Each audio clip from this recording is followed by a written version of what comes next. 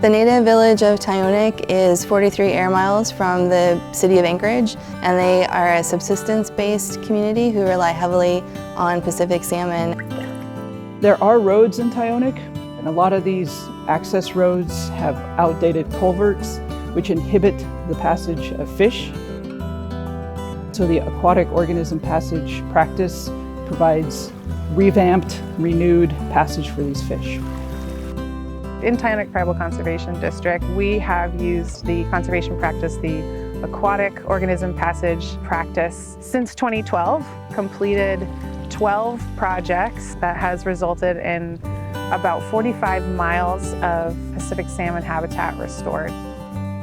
The tagline for the Tyonek Tribal Conservation District is "Subsistence is our agriculture." Salmon provide not only food for the community members in Tyonek, but they also drive the economy there. The aquatic organism passage benefits the whole ecosystem, not only just salmon habitat, but benefits other wildlife species as well.